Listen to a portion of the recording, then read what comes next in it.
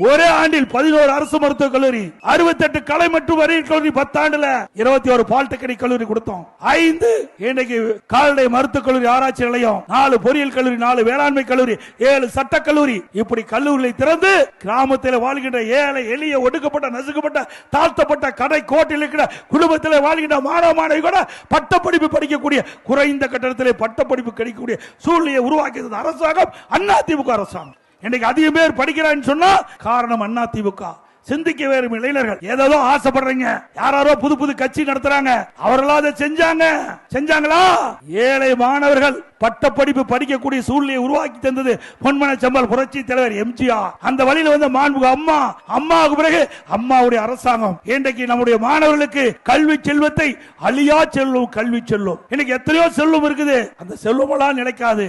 ஆனால் நம் உயிர் இருக்கின்ற வரை நம்மோடு இருக்கின்ற ஒரே செல்வம் கல்வி செல்லும். அந்த கல்வி செல்வத்தை நம்முடைய இளைஞர்களுக்கு கொடுத்த ஒரே அரசாங்கம் அதிமுக அரசாங்கம். இளைஞர்கள் அதை எண்ணி பார்க்க வேண்டும். இளைஞர்கள் சமுதாயம் சிறந்திருக்கின்றது சொன்னால் அதிமுக அடித்தளம் அமைத்தது என்பதை அவர் உணர வேண்டும். ஆகவே வருகின்ற சட்டமன்ற தேர்தலில் இளைஞர்கள், பொதுமக்கள், விவசாயி தொழிலாளி, ஒட்டுமொத்த மக்கள் நம்முடைய அதிமுக தலைமையில் அமைக்கப்பட்ட தேசிய கூட்டணி ஆதரித்து அதை வெற்றி பெற செய்ய வேண்டும் என்று அன்போடு இந்த நேரத்தில் கேட்டு